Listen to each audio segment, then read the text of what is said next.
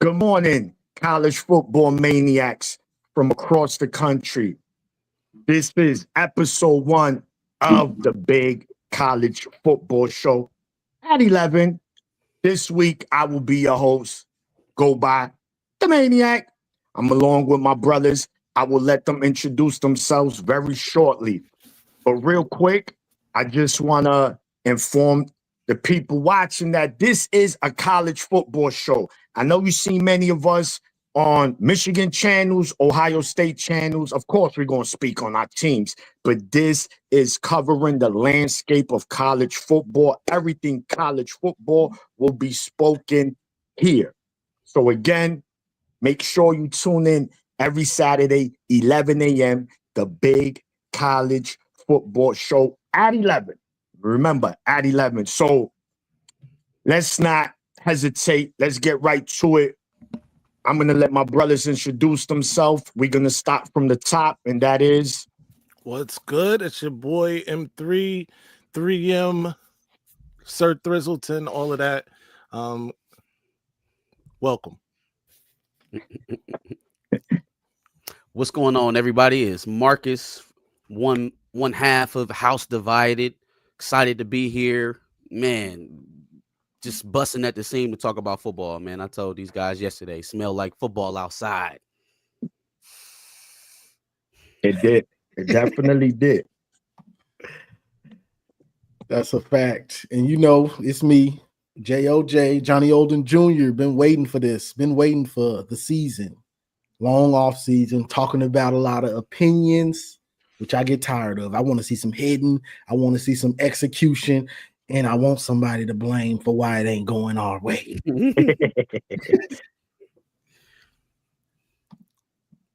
And my brother.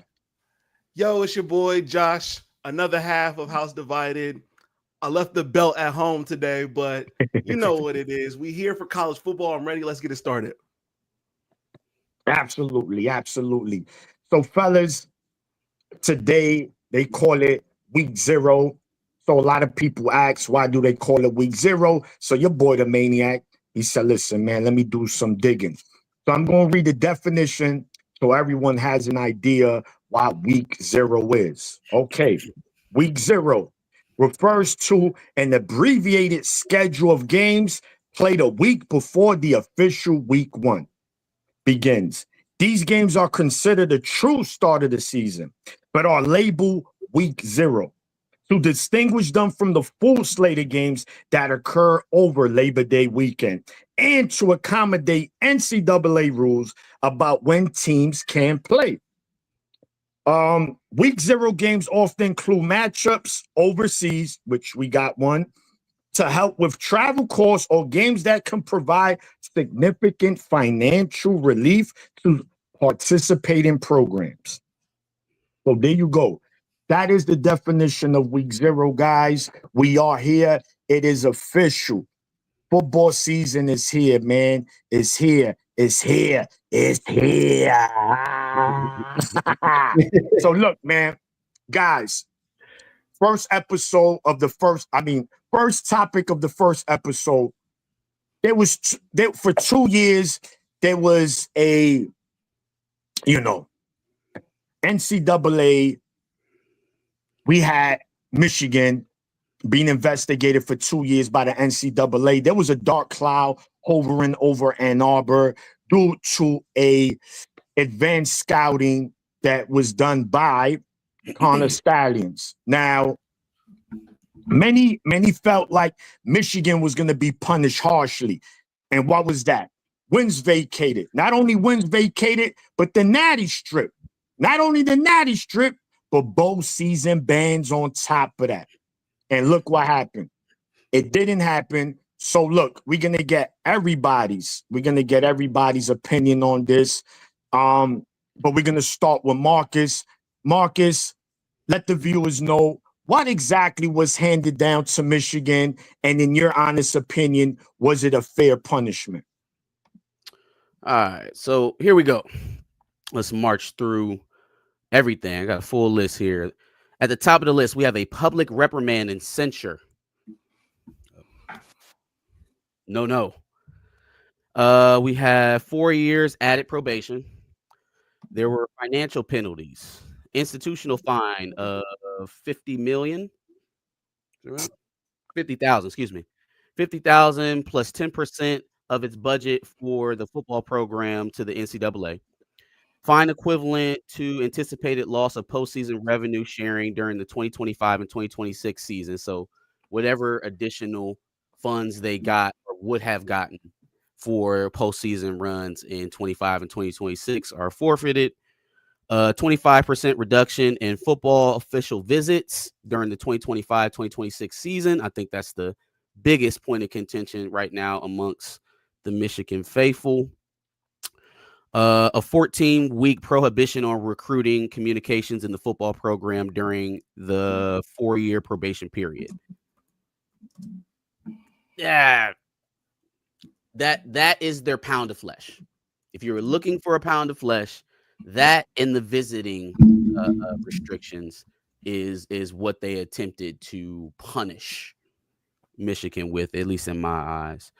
You have a 2-year show cause ordered against Coach Sharon Moore, which I guess if you anticipate, Sharon Moore coaching somewhere else immediately here in the immediate future, then that would be something that would be a jeopardy to him personally or any other team that would be looking to hire him. But while he's still at the university, I don't think that that's necessarily too harsh for him personally. You had the show causes for Connor Stallions and Jim Harbaugh as well. Jim Harbaugh getting a 10-year show cause. Connor Stallions receiving an 8-year. Interesting enough, while we're talking all the penalties and stuff that got levied down, one person who came out of this scot-free and smelling good like a newborn baby, who was kind of drugged through the mud throughout this process, was Chris Partridge.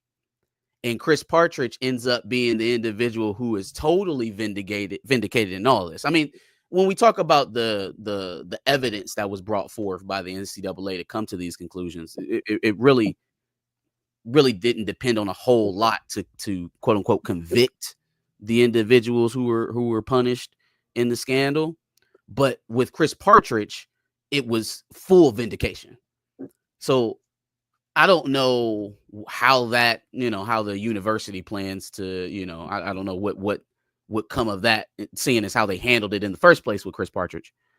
But just as a person, as a human being, you would hope that somebody reached out to Chris Partridge and was like, "Hey man, we handled that one wrong. Like we handled that one completely wrong. We overreacted."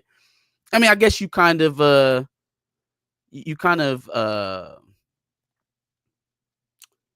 you revel at the fact that we were in a spot, or they were in a spot, where the attention was on them. So you give them a little bit of bail on that, all right, anything that's even seems like impropriety, now you have to come down hard. You got to get them out of there. I think Bernard Robinson got swept up in all of that as well. But on Chris Partridge's edge, I think it added to a lot of the conspiracy around the story. It added a lot of the, oh, look, they're trying to cover it up. The rats are fleeing the ship. And that drove a lot of people into their mania over this supposed hammer that was supposed to be coming down. I think at the end of the day, this was driven by the same thing that makes college football popular, which is pure unadulterated vitriol for your rival, and people wanting so bad for something to happen where there may not just be, it just may not be the evidence there to do anything. And this is coming from a body who doesn't really deal in evidence, right? I think going into this, before we start talking sign stealing, everybody understood that the NCAA was an organization that didn't play fair. Right? They don't run like an actual court. You don't have the opportunity to speak about your case publicly. You're on a gag order from the immediate allegation. From the minute that you are accused, you're on a gag order. You can't speak on it. Your recourse is all run through internal organizations. The review board is NCAA. The infractions committee is NCAA. Right? Like there is no independent investigation that goes on into something that the accusing body is bringing forth. So it was a kangaroo court to begin with, but then now we're talking about Michigan, and obviously that added to the nature of how this all went. At the end of the day, I think there's a pretty good potential that they might even go back further from what they levied here. Because I mean, this is the starting point. This is the punishment. This is what they brought forth. Right. So if we were playing this out how we were thinking 6 months, oh, well, they may come back with a ban or they may come back with vacated and then they'll negotiate it back. We didn't even get there. We didn't even get there. So there's a pretty good likelihood that even a lot of the stuff that feels sharp now is not as heavy as maybe thought at the onset. Got you. So we'll get a rival's opinion on it. Yes. So it's just not Michigan. Let's bring him up. Josh, what do you think about the hammer that was levied down to Michigan? Yeah. So, first of all, the biggest thing that I feel about this whole situation is that there were some Ohio State fans. I think, as we all know, or at least me and Marcus know, I stopped caring about the hammer a long time ago. But for whatever reason, there was a set group of fans that were looking for validation through this. And the problem with all of this is that that's not true validation. Looking for punishment from Michigan is not true validation. If we want validation for the losses that we took to Michigan, we need to go into Ann Arbor this year and stomp a mud hole in their ass. Like just that's validation for us. That's real validation. Go into Ann Arbor, beat Michigan, don't plant a flag, because the Big House is not a place that we want ownership of. We want to go into the Big House, beat y'all, go home, and enjoy our victory in Columbus. That's validation. Yeah. That's big boy talk. That's validation. If we do it. No, absolutely. And I would say, to your defense, you were one of the ones that never really yelled the hammer stuff. So I respect you for that, Josh. And you hit it right on the nose. Exactly what needs to be done, right? If you looking at it from Ohio State fans' lens, F NCAA, we gotta do it. We go in there and do it. So I respect it. Johnny, talk to us. What's your thoughts on the outcome of this whole hammer situation? Real quick, Johnny, before you rock, I just wanted to notice there was something in the chat that I forgot when we was reading off the punishments. The institutional fine, the $30 million that the university got as well. Got you. To me, I didn't get caught up in it because I'm a football guy. I say this all the time. I like to talk football. What's on the field? That's my forte. So all this, conspiracy and information that I don't know, I didn't really want to talk on it because I had no idea. So when it dropped, it didn't surprise me. If we would have got hammered, like the actual hammer, it wouldn't have surprised me either, because I didn't really know everything that was going on. I didn't care to know, honestly, because I'm a football guy. So when it did drop, and Scoop and all these Ohio State fans that got gung-ho about it, it was just a celebration. It was the 4th of July. It was Christmas Eve. It was Christmas Day. It was a celebration, So for the record, I'm happy that it's everything over about with. So, yeah, it was a good day, Josh. It was good. It's still people. Go ahead, bro. Go ahead. No, I'm pretty much done. I'm just happy that it's over with and we can move on. In Michigan's future, we know what they got, so now we can move on. It's going to their what's the word? They're trying to push back on some of the stuff. The appeal. Yeah, they're appeal. appealing some of the stuff. That's the word. They're appealing some of it, but we can get back to talking football and getting on with it. Mm-hmm. Agreed. And of course, Maze, we'll have your thoughts, and then we'll move along. What was your thoughts on the whole hammer? I'll be brief. Obviously, the hammer didn't drop in the hammer that was promised was not delivered. Let me say that. Secondly, I do think that this was just a money grab for the NCAA. We know, like, they've been losing lawsuits, like that's their favorite pastime, is to lose in court. So they needed some money, and they figured they'd get it from Michigan. The $30 million, the postseason, handing over the postseason money, the revenue from the postseason. That's what it seems like to me that this was more than anything else. Don't get me wrong. I think, the reduction in official visits hurts. I think the 14-week, ban on recruiting, right, that hurts. But those are the most significant to Michigan personally. But for the NCAA, the most important thing with them was to get some money out of Michigan, which it seems they've done. So that's my opinion on it. I've shared my opinion on the hammer, or the hammer that was promised, and that's about it. What's wrong with the NCAA getting that money? I mean, y'all been flexing y'all wallet with acquisitions, so we might as well get a bag. Getting that money.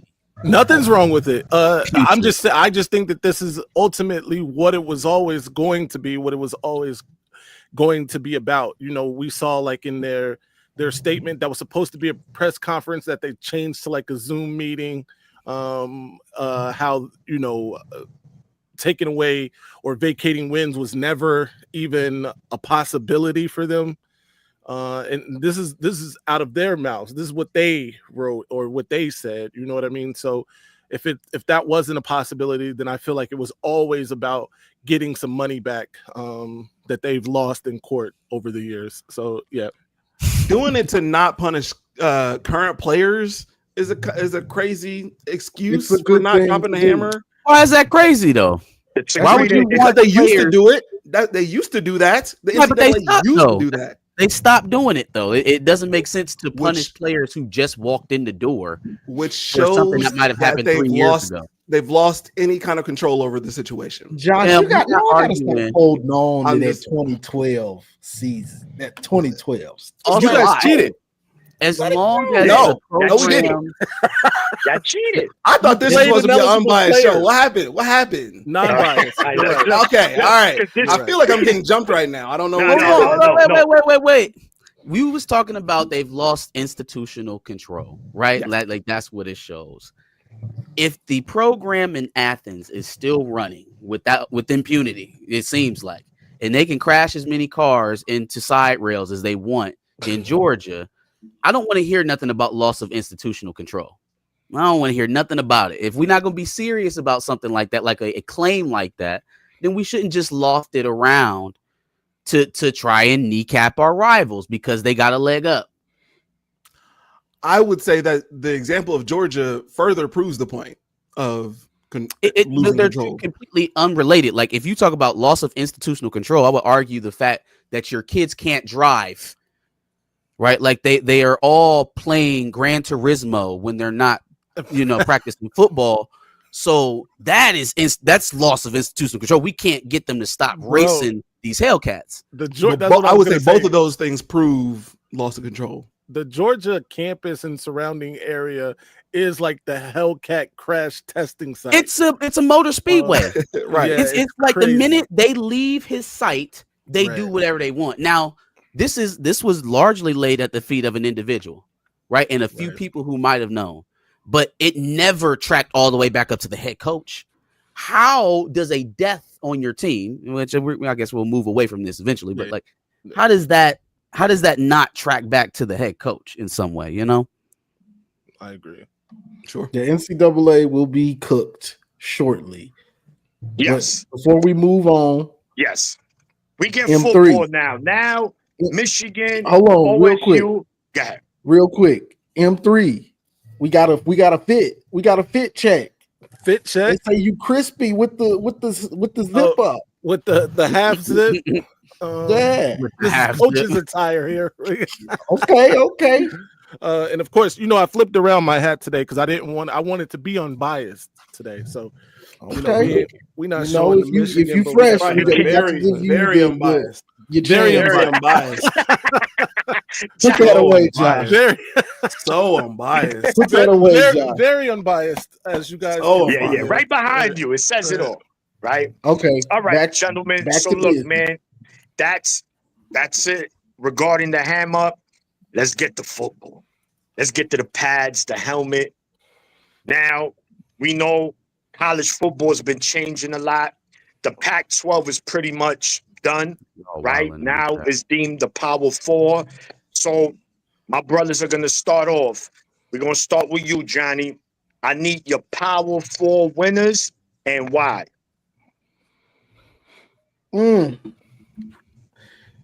Big Ten, I'm gonna go Penn State. Oof. I'm gonna start it off wild. Yeah, Josh. I know you don't like that. Woo. Okay, this is your prediction. I'm gonna go Penn State. And Big Ten. I mean, not Big Ten. Big. SEC. Oh no, you gotta explain that. You gotta tell us why. What you mean? Why Penn State? You gotta explain that. Where my Penn State by that? Penn State by where you at? You gotta He's showing up soon. No, but real talk. Penn State, they're coming off of the same way Michigan in 2023, Ohio State in 2024, where you've got guys that got close and they're coming back to accomplish a goal. And they've got a veteran quarterback. He's not the greatest quarterback, but he is a veteran, which means something. They got the stud backs. They got a good offensive line. They have a good defense every year. If any year was the year for Franklin to beat Ohio State and win the Big Ten, it would be this year. And we don't play them. Michigan doesn't play them, so I ain't got a dog in the fight with them right now. You know what I'm saying? So I'm gonna say Penn State because it's all right there for you. Honestly, you just saw how Michigan did. You just saw how Ohio State did. What? We've literally heard all of this for Penn State multiple years in a row, I feel like. Jim Knowles has the blueprint out there. Does he? I've heard he had a good defensive coordinator last year and didn't do it. So we ain't talking about that. Okay. All right. This is your prediction. So I'm gonna let you get it off. I'm sorry. That's what I got. SEC. This one is a little tough for me because I do kind of like Texas and think that they probably could win it, but the same way you would say Ohio State has a Michigan problem, seems like Texas has a Georgia problem until further notice. So I'm rocking with Georgia. I mean, we all know that they reload most of the time, so I don't think you need much. I got to see Texas beat them. They got stomped the first time. Second time, didn't even have a starting quarterback. Still found a way to beat them.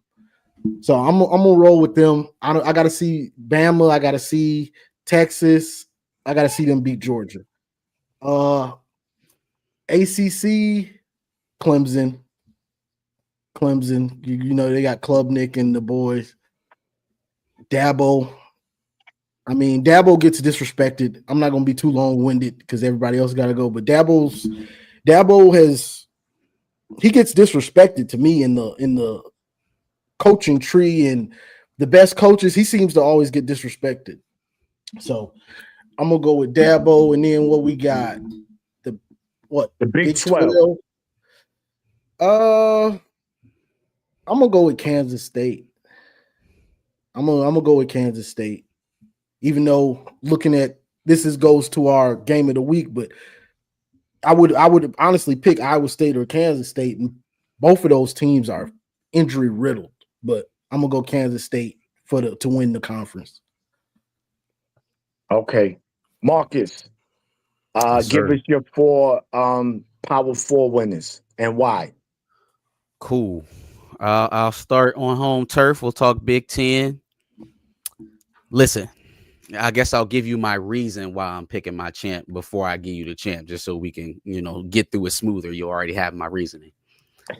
For a Big Ten champion, and I think this even proved itself out in last year's season, right? Not just for who won the Big Ten title, but also the Big Ten team that eventually ended up hoisting the trophy.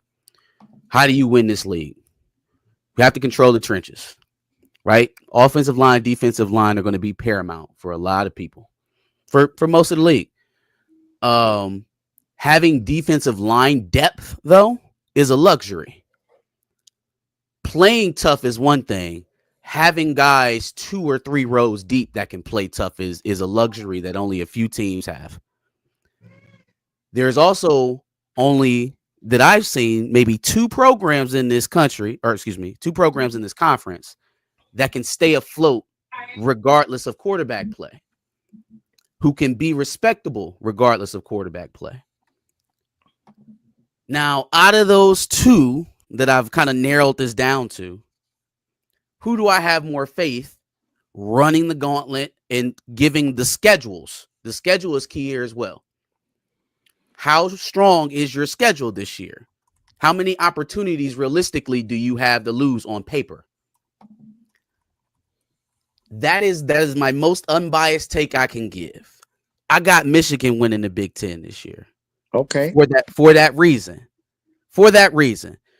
They proved, and this was even with a shoddy offensive line last year, they can post 8 wins without a QB, with a pulse, right? And a shoddy offensive line, that comes from scheme dominance. That comes from guys wearing the headsets that know where the football needs to go. Defensively, I think we have the deepest defensive line in the conference. I think we have the deepest, really, front 7 in the conference. So running the ball is going to be kind of a non-starter for Michigan this year. I think the biggest question mark is going to be on the outside. How do they hold up Jair, potentially starting a freshman in Shamari if they don't move Zeke Berry back out there, right? They got some questions in the secondary. Up front, I think they're more stout than any other team in the conference. State, maybe Ohio State, because they have a lot of bodies as well, to be fair. Those were the 2 teams that I narrowed it down to. I think Oregon lost a lot. I think they got to prove to me that their transfer class, their freshmen that they brought in, their newly revamped front 7, what that looks like. Could change my opinion throughout the season. Right now, I still think it boils down to the rivalry for the win of the Big Ten. So that's where I got Michigan. SEC. I kind of wrestled with this one last night. I was really leaning Georgia. I'm a proof of concept guy. Again, like I just said, trench warfare wins over flash. And if there's one thing that Kirby has kind of owned in his time at Georgia, is that he knows when to pedal down and control clock, eat up yardage, and put the ball in the stomach of the tailback. Also, there's never really going to be a Georgia defense that isn't dominant. It doesn't seem like the way that they recruit. All that being said, I like Texas. I like Texas in the SEC. I'll lean on a take that we have from one Van Lathan. You know what I'm saying? If you haven't seen that episode of House Divided, make sure y'all go on there and check that out. Shameless plug. But I'm gonna go ahead and I'm gonna give that one to Texas. Because I like the returning start, or not returning starter, but the return of Arch Manning. The fact that he is going to be able to play pressure-free football. He's not getting benched. That is going to be either a huge positive for him or a huge negative if he doesn't play well. ACC, I agree. Clemson, they're the most established. I don't trust Mario Cristobal. Mike Norvell, is a paper tiger. I think in that race, I'm picking Clemson in the ACC for the fact that there isn't a big enough bully to knock them off their perch. Facts. In the ACC. Facts. Big 12. I'm gonna go Utah. I think their odds to win the conference are double what Iowa State's are. And if we talking about Kansas State being a foe to them, maybe at the top, their quarterback, and we'll talk about this a little bit more when we get to the game of the week. Their quarterback, the guy who replaced who'd you guys get? Your quarterback last year, Josh? Will Howard. Will Howard. He's a good runner. I think he led the Big 12 in rushing yards as a QB. There's still much to be proven on how he's going to be able to play on the outside. You start talking about winning the conference, you're going to have to win some games on your arm, or at least be placed in some situations where you're going to have to be the difference maker. So I like a steady program like Utah that I know is going to be able to run the football, is going to put out a stout defense, sound scheme. They play like a Big Ten team, honestly. Yeah, for sure. I like that. I'm a little bit more comfortable with that than a shot at Kansas State. Not to say that they can't do it, because they're obviously a dominant running team as well. It's just, the answers at quarterback is up there for everybody. I feel a little bit more comfortable with Utah. Is that 4? Yes. That's 4. Yeah. Yep. All right, good. Mays, give us your 4 conference winners this coming season. You're muted, Mays. I want to start with the obvious ones first. I'm not going to start with the Big Ten, but ACC, I think, is one of the more cut and dry. I like Clemson for much of the reason that that Marcus pointed out, that there's no clear bully to, move them off their square. I like Clemson there. The Big 12, I like Kansas State. I know that Avery Johnson is the quarterback there. I know that, he's a good runner, but he also, I think, led that conference with 25 passing touchdowns or something like that, or he was up there. So I like him because his legs obviously draw people up, and he's able to, then have more wide open passing lanes. So I like Kansas State there. Utah is a sneaky team, though, because they play better defense, I think, than like a Kansas State or Iowa State even, who plays pretty decent. But I like Kansas State. Then we move to the SEC, where I like Texas. I just think they're the most complete team in the country, really.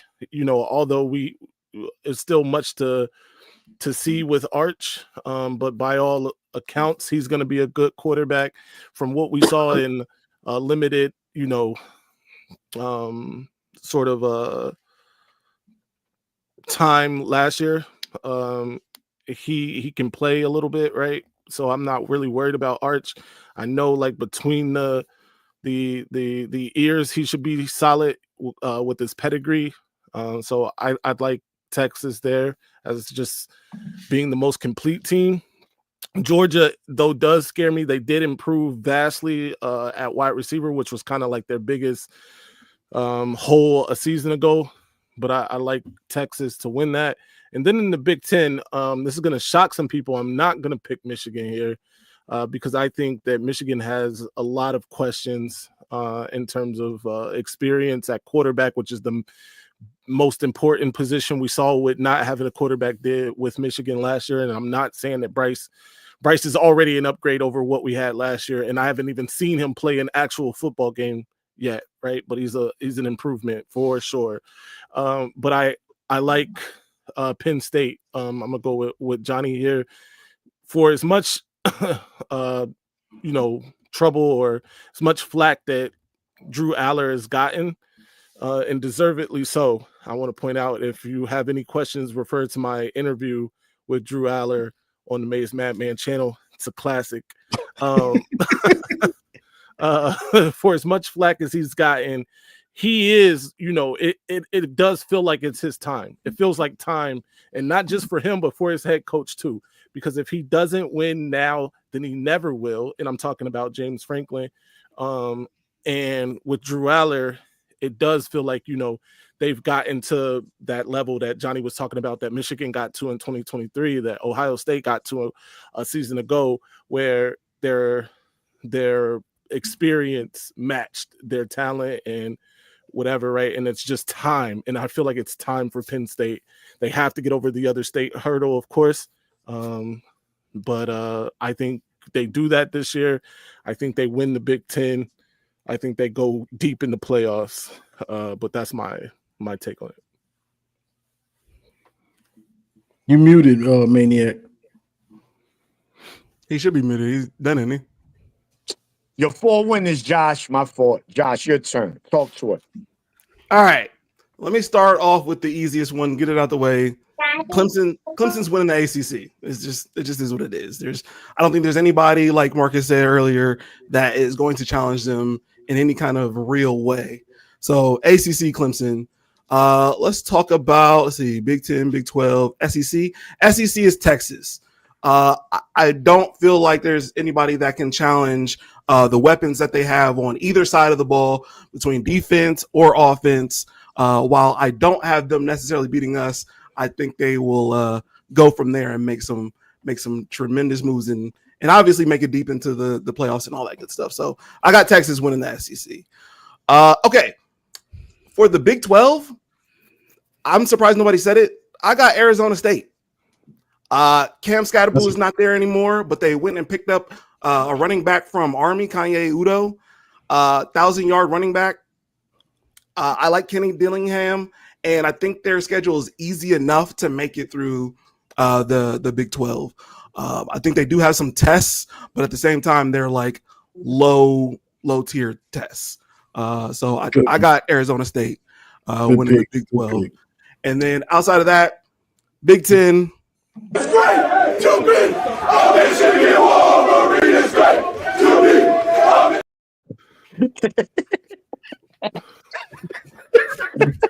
So this is going to be my last week on the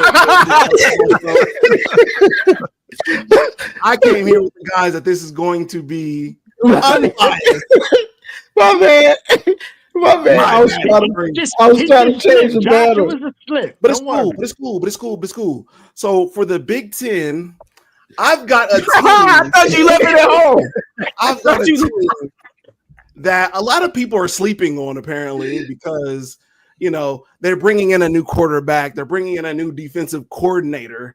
But I've seen a lot of things in the last year when they won a national championship that proves to me that they've got what it takes to go in and not only win the Big 10, but win another national championship. So with that being said, I have Ohio State winning the Big 10.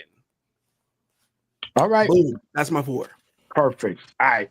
Real quick. No, definitely. So just real quick for my 4, as if you watch, May's show, we did a show every Monday for like the last 4 weeks on who we think is going to win each conference. I'm going Penn State, Georgia, Arizona State, and of course, Clemson. Clemson, obviously, they're going to be a national champion contender. Everything starts at quarterback, man. So Cade Klubnik, he's a beast. He got 2 receivers returning, a freshman who made All-American honors. He's going to be a deep threat. They returned 3 starting O-linemen. I mean, they're going to be stacked again. And Dabo is one of the greatest coaches of this generation. No one can debate that. Clemson, ACC, that's a slam dunk. Penn State. Now, I know the joke, right? It's always a joke because you're right. James Franklin's been a joke. He's been the gag master. He's the king of gagging. He's the gagster. But you know what? Wow. Eventually. If it wasn't James Franklin, I would have said pause, but it's James Franklin. So this is the time, guys. And I believe Mays alluded to it. Johnny alluded to it. The same recipe, the 23 Michigan team and the 24 Ohio State team, Penn State is right there. Can the Big Ten continue their dominance in college football by winning a 3rd straight natty? Penn State, I believe, gives us the best chance. And on top of that, Drew Allard is a veteran quarterback. I'm not big on him, but I think he's good enough. They don't need his arm to win the natty. They're just going to need it at times, just like J.J. McCarthy in 23. So They got the running game. They got the veteran. They got the coaching staff. This is James Franklin's year to do it. So I'm picking them to win the Big Ten. But I think the Big Ten is a 4-team race. Penn State, Oregon, Ohio State, Michigan. I think one of those 4 are guaranteed to win it. Anyone outside of that, I'll be beyond shocked. The Big 12, yes, Arizona State. Listen, man, the Sun Devils, they returned the best quarterback in that conference. We saw him what he was doing in the playoffs. They arguably shafted him in the playoffs against Texas. A horrible call that went against them. And on top of that, they returned 9 starters on defense. That's a lot, bro. That's about 85% of your defense coming back. So that matters a lot. So I'm going with the Sun Devils, and then and then the SEC. I got to go with Georgia. And, I know it's a Texas-Georgia race. Alabama's a sneaky team as well, but we don't know about Ty Simpson. But I'm going Georgia. I believe Georgia's going to get it done. Kirby, his defense last season did not live to expectations. There was games in the season where they got straight carved up a lot, and I think they put a lot of emphasis on that defense this coming season. So expect Georgia to look vintage Georgia this year. The only question is their quarterback, right? Gunnar Stockton, how good can he produce for them? And that's going to be the major question mark. But coaching matters. I'm going Kirby and the Bulldogs to win the SEC. So now we gave our picks regarding that. Now, of course, individual reward, gentlemen, the Heisman. The Heisman, the most prestige trophy in all of college football. Mays, we're going to start with you. Who hosts that trophy in late December? Yeah, I'll be quick. I think, I want it to be quick. I'm going to be quick. All right. I think Cade Klubnik at the end of the day is going to win the Heisman Trophy. They're going to win that conference. He's probably going to look good doing it. So Cade Klubnik, Heisman Trophy winner right now.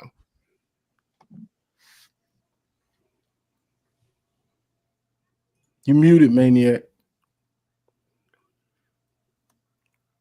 To myself. All right. So Mays, I like that pick. Marcus, your Heisman winner. Ooh, another one I flip-flopped on a lot. This was like one of them ones that's like a layup for Arch Manning, right? It's a layup.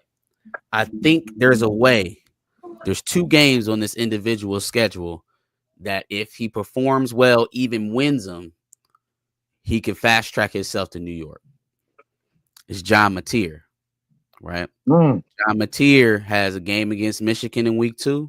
And obviously he got the Red River rivalry, the Red River shootout is what I knew it as. But that game, he's got 2 opportunities on national TV to capture the college football world, right? And shock against 2 pretty stout defenses. He performs in both of those games. I don't see how you keep him out of New York. You know he's going to have the numbers.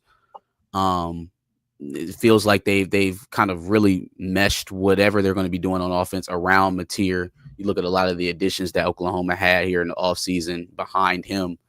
I think that he's poised to have a good statistical year. It's just, is he going to have the wow moments? Is he going to have the big plays against the big teams that he plays? Ain't nobody going to be paying attention to him throwing 500 yards versus Iowa State. But you go up there and you put up some numbers versus Michigan. You put up some numbers versus Texas. Now, all of a sudden, the conversation becomes John Mateer is the front runner. So I'm going to go with Mateer. Beautiful. Josh, talk to us. Your Heisman winner. Yeah, so I would love to get up here and say that it's either going to be Julian Sayin or Jeremiah Smith. But realistically, I think this is a white quarterback type of year. It's probably going to be Arch Manning. Arch Manning, Cade Klubnik. Your choice. Your choice. It's going to be one of those years. Okay. I'll pick him. Johnny. Sure. I think I'm gonna go with the obvious pick this year. I'm gonna go with Arch Manning. He's waited his time, been in the same system for a couple years, in a system that's favorable for quarterbacks with Sark, and Sark has honestly been holding back that system with Quinn Ewers, because Quinn Ewers, to me, he kind of had a noodle arm. Like when he tried to throw deep, he would kind of throw it to the moon. He had a weird deep ball. To me, Arch is more the prototypical, passer where he can make every throw, and he doesn't have to make it a certain type of way. He's gonna get it there, and also his legs, which I think people are kind of forgetting how athletic he is. So I'm gonna go with the easy choice with Arch Manning this year. All right, beautiful. And my winner, just like Mays and Josh alluded to, I'm going Cade Klubnik from Clemson. He has two good receivers. Their schedule's not the toughest. The ACC is not the toughest. I think, Dabo has something to prove this year. I think he wants to remind the country, listen, once upon a time, I was shoulder to shoulder with the GOAT, so I expect K to get it done this year, man. I think he gets it done, as long as he can stay healthy, man. Healthy, health is everything in this sport. But I go K Klubnik, but of course I could see Arch. I mean, Jeremiah Smith as well. Yeah. I think he's a dark horse for the Heisman, honestly. Definitely, man. So there you go. That's our Heisman winners. Now we're gonna go Natty winners. Who says I'm the Natty champion this season? Marcus, we're gonna start with you. Who wins it all this year? Okay.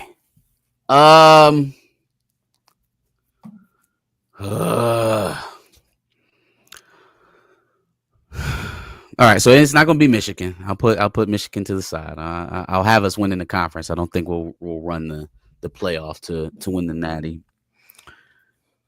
There's a couple of teams that I think are going to vie just by way of having a lot of returning starters, having a system already in place that they were running the year prior that didn't take a lot of adjustment, right?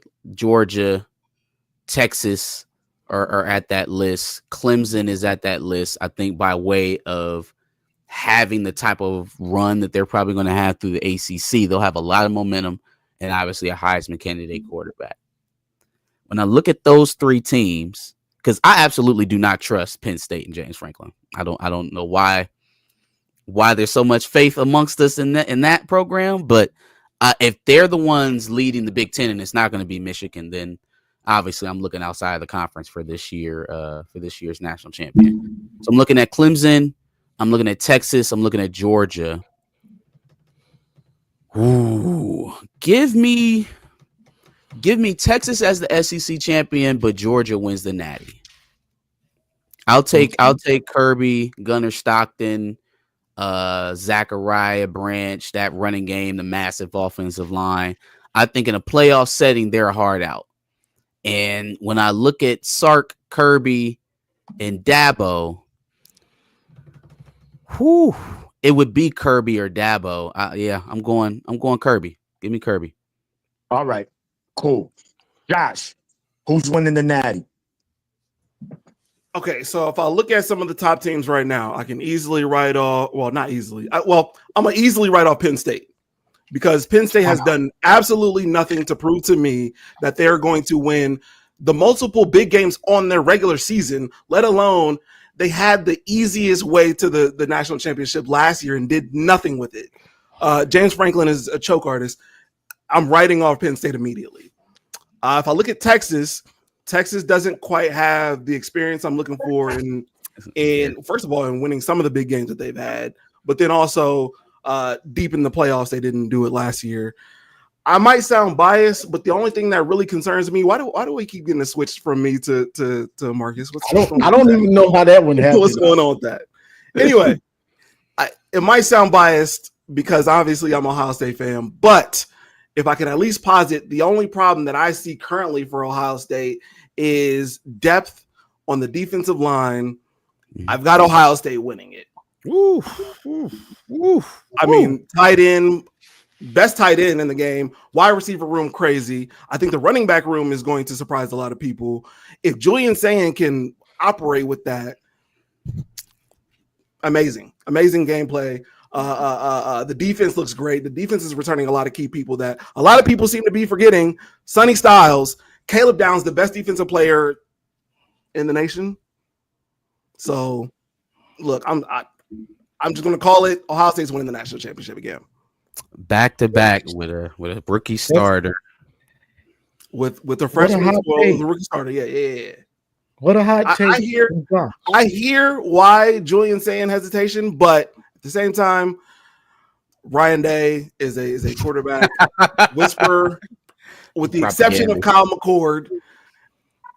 I think he'll be fine. I think he's so y'all gonna run the table and win the Big Ten, and then go on and run the playoff and win the national championship. Yes, because who else is going to do it? That's right. luck. No, absolutely. Hey, listen, now, with that being said, shout out to Michigan. I do think y'all do better this year, but y'all gonna have some hiccups. So wait, are y'all going undefeated? Are y'all going undefeated in the regular season? Well, the only question to that is beating Texas. Hey, the only question is my turn beating Texas. Yes. This is getting more and more ridiculous. Yes. This man, wow. Is it? Man, wow. Is it? M3. So it's a guarantee that you're going to walk into Ann Arbor. Skip Bayless? It's my turn. I didn't say a guarantee, but I clearly have Ohio State beating Michigan this year. Put your glasses back on. It's my turn. My turn. That's crazy. That's crazy. My turn. Okay. All right, listen. First of all, I want to point out that Josh left something out. He said the only problem he sees in front of Ohio State is their defensive line. There's a team in Ann Arbor that has been more than a roadblock for them for the past 4 years. So there's that. They weren't. All right. Secondly, somebody in the Garrison, you got this wrong. And Josh, Penn State got to the playoff. They won 2 playoff games. They should have won the third. But James Franklin. I have to concede that. And he called a pass play when all he had to do was take a knee, go to overtime, whatever. Tomato. All right, we move on. I think the national championship winner is unfortunately going to come out of the SEC and unfortunately beat Texas this year. I alluded to it already. They are the most complete team in my estimation. I think they're going to be a very hard out. I think, though, they play that national championship against, hold your breath, Penn State and James Franklin. Yeah. Johnny, talk to us. It's so early. I'm having honestly, I don't know. But if I'm gonna pick, it's definitely not Ohio State. Definitely not you. I feel like y'all are getting this Penn State love off just to spite me in this case. Just to spite Ohio State in this case. I didn't say anybody. I didn't say Penn State. None of y'all really believe in James Franklin this way. I said they'll win the Big Ten. Remember my playoff picks last year? May I was said Penn State. Okay, all right. I didn't say that they win the championship. Honestly, I'm having a little conundrum. I'm with Texas and Georgia. I'm having a little conundrum with them. I think Georgia's gonna bounce back. I mean, they won the SEC last year with wide receivers that can't catch, with their starting quarterback getting hurt, and he was kind of a head case when he wasn't hurt. Still won the SEC. And I'm gonna take Georgia. For some reason, I'm slick a Kirby fan. The way he does it. Maybe I've watched too many of their season, the dogs that's on, and you can watch the behind the scenes. Maybe I watched too much of that. But I'm going with Georgia. I think Kirby's gonna have them boys hungry to get back to what they've been doing and winning championships. I believe in that a little bit. So I wouldn't be surprised if Texas won also, because Texas also has been right there on the doorstep for the last couple years. 2023, they were on the doorstep. They were kind of on the doorstep last year, going against Ohio State, they were on the doorstep. So some of those dudes got the growing pains, and you knocking on the door. Now we got our quarterback that's supposed to be that dude, the savior, the prodigal son, Arch Manning. So I wouldn't be surprised if Texas won it also. But I'm gonna go with Georgia. All right. Perfect. So listen, obviously, guys, I'm gonna say something. Yeah, Utah State is winning the Natty. We know Utah State is winning the Natty. What are we talking about here? nah. So yeah, this might be. Look, this is the beauty about college football, guys. That it's so unpredictable, right? For the most part, as far as Natty winners, we know there's only about 4 or 5 that have a realistic chance of winning it. But now with an expanded playoffs, you could kind of fall through them cracks depending where you're seated at. You might have an easy path to a Natty, especially if there's some upsets. So you never know with college football. But my pick for the 2025 national champions, and I think my brother said it. I'm gonna go with Penn State. They were knocking on the door. They got to get it done this year. If they don't get it done, then they never getting it done under Franklin. This is going to be their best never time. getting it done with Franklin. I know. Listen, and we know. Look, that's the obvious. We know Franklin. I said it. He's a Diddy party attender. Wow. He needs. But now I think they locked in. Penn State, to me, we saw they were 1 game away from the Natty. So, and they're going to be a better team. So I'm going to go with them. Of course, honorable mentions, Clemson, Texas, Georgia. I think those are the obvious. There's always maybe a Bama in there. Who knows? But that's going to be my Natty winner for the 2025 season. But I can't wait, man, because it's definitely going to be a roller coaster ride this season like it is every season. But now, the game of the week, guys, the game of the week, right? In a couple of minutes, we will be getting our first college football season of the game. That's the Kansas State Wildcats versus Iowa State Cyclones. Before we get into that real quick, we also have at 4 p.m. Idaho State versus UNLV. OG, the startup. A lot of Michigan fans are going to be watching that. Let's see how he looked. Definitely going to be picking that. UNLV is going to be a sleeper team. Period. Yes, they got a lot of transfers. Good transfers. They're gonna be good. It's a there good will team. be an APB put out on what's the quarterback coach name? Campbell. Campbell. Yeah, after this week. He will pay for his crimes. His war crimes against the University of Michigan. Then at 6:30 p.m., we got Fresno State, the Bulldogs versus Kansas Jayhawks, right? Kansas 14.5 favorite. 7 p.m., Sam Houston State versus Western Kentucky. That's when you could go on your date and do whatever you got to do.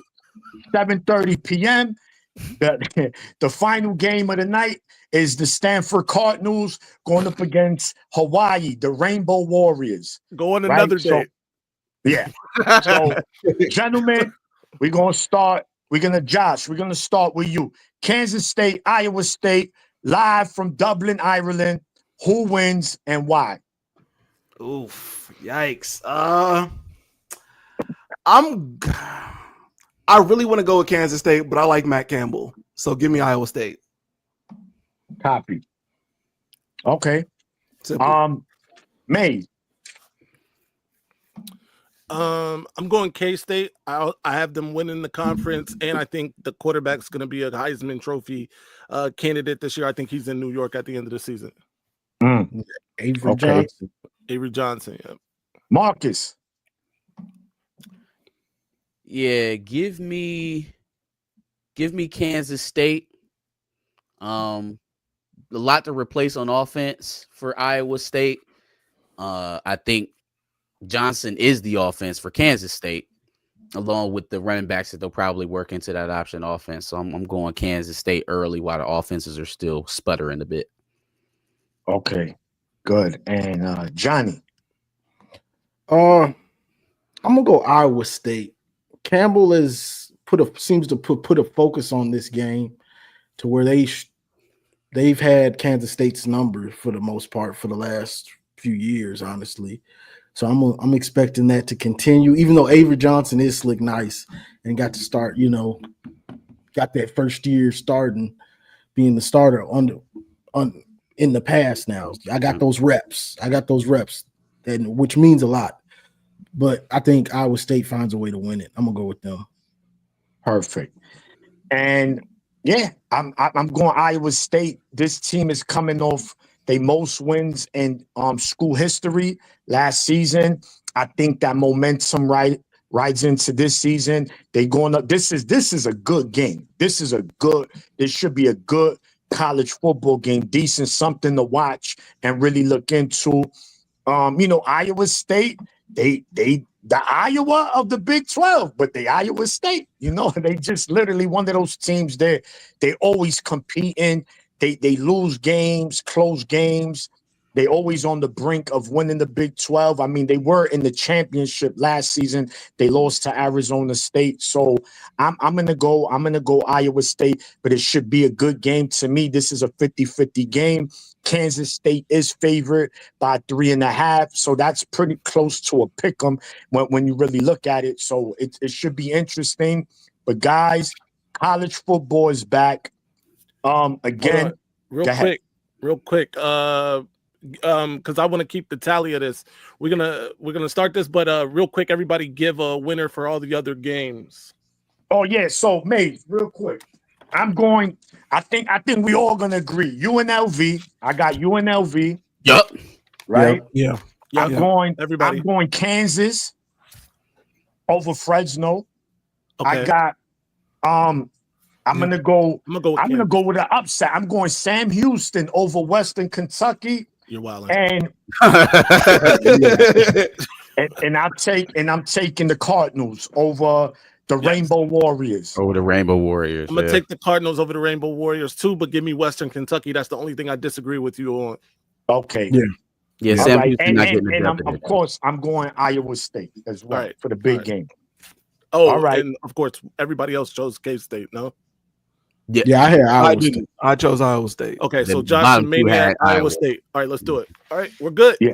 All right. So, guys, again, thank everybody for joining. This was the first episode of the Big College Football Show at 11. Every Saturday, we will be here 11 a.m. sharp, talking college football. Definitely tune in next Saturday. I know it's going to get heated. We got Ohio State, Texas. We got LSU, Clemson. We got Alabama, Florida State. We got Notre Dame, Miami. We got Bryce Underwood's first game. There's going to be a lot to talk about. We need you guys in the chat to participate. Again, thanks for joining. We will be here every Saturday, 11 a.m. It's your boy, the Maniac, Marcus, Maze, Johnny, and Josh. And we out. 1.